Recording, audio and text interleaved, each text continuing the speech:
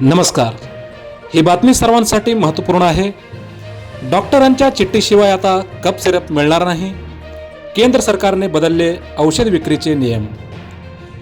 केंद्र सरकारने खोकल्याच्या सिरपसह सर्व प्रकारच्या औषधी सिरपच्या विक्री संदर्भात महत्त्वाचा निर्णय घेतला आहे.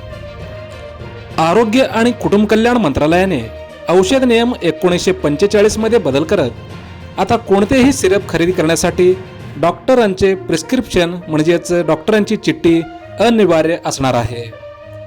केंद्र सरकारने यापूर्वीच या संदर्भातील अधिसूचना जारी केलेल्या आहेत. या निर्णयानुसार आता खोकला, सर्दी, ताप किंवा इतर कोणताही आजारासाठी वापरल्या जाणाऱ्या सिरपची विक्री डॉक्टरांच्या लिखित चिठ्ठीशिवाय मिळणार नाही.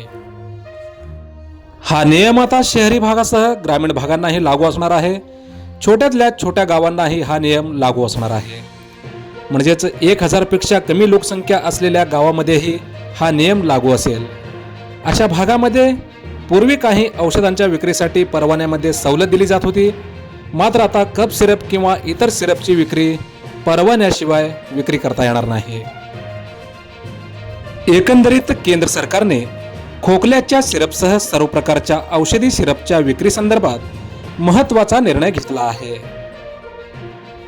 केंद्र सरकारने बदललेले औषध विक्रीचे नियम. डॉक्टरांच्या चिठ्ठीशिवाय आता कप सिरप मिळणार नाही.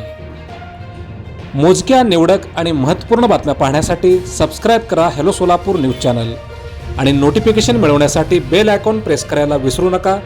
ही जर बातमी आपण फेसबुक किंवा इंस्टाग्रामवर पाहत असाल तर पेजला फॉलो करायला विसरू नका.